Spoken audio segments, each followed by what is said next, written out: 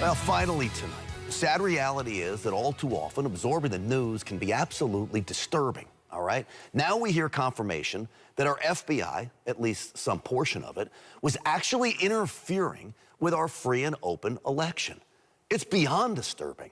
Well, Pastor Marc Little is here to talk to us about some of the wisdom of how we process all of this. Pastor, welcome to the program. It's so good to be with you, Grant.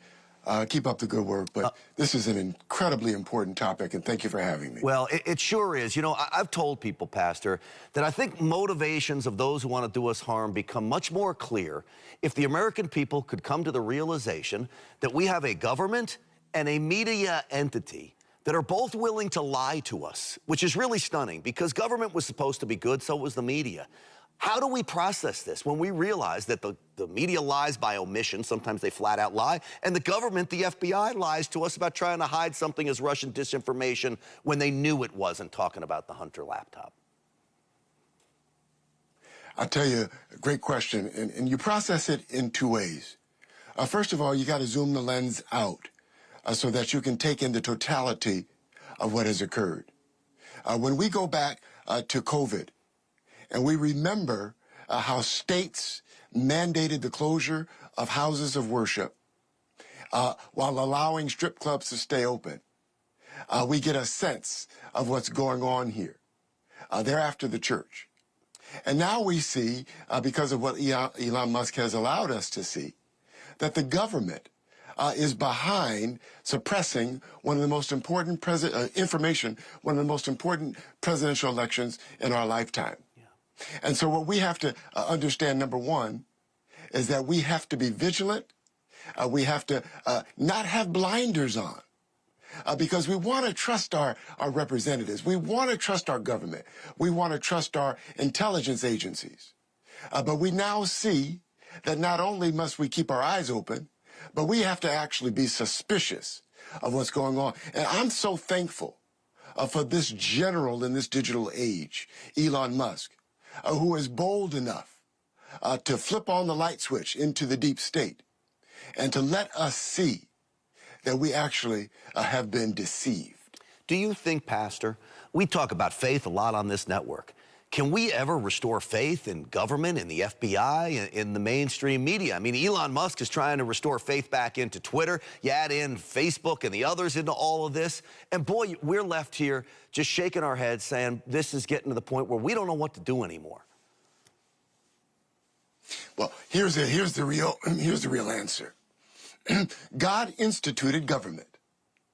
And so it depends on who you're looking to determine what to do next. If you're looking to men, if you're looking to Christopher Wray, if you're looking to James Biden, then you're going to be, Joe Biden rather, James too, you're going to be disappointed because they have proven to be not trustworthy.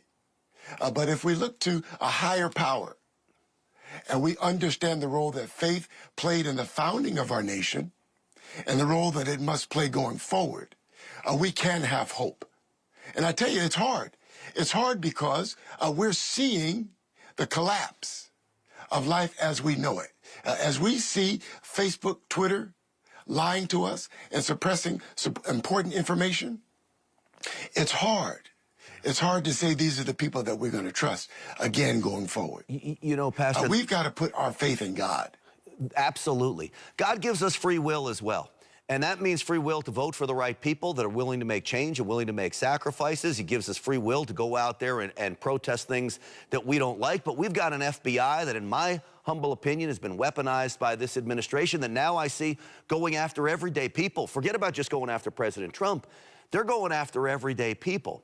What do you tell them when I ask, how do we keep the faith at a time where it sure feels like, just because of some of the things we believe on a political basis, we're being oppressed? Oh, there's no doubt about it. Let's not forget about the 87,000 IRS agents that are now armed. The intelligence agencies have been weaponized against the opponents of the Democrat Party. Yeah. That's clear. And so what do we do about it? We have to come together and we have to hold our government accountable at the state level and at the federal level. There's no question that we've been lied to. There's no question that we're being set up for whatever is to come. Yeah. And there is something to come. Just listen to the media. They're talking about even another pandemic coming.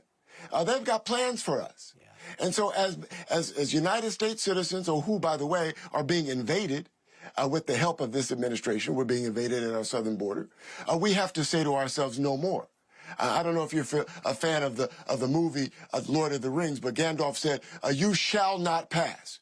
We have to draw a line as believers and as citizens of this nation to recognize what is happening and then to say no more. How do you do that?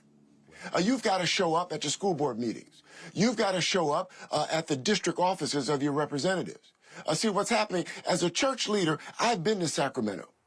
And when I went, they said to me, what are you doing here?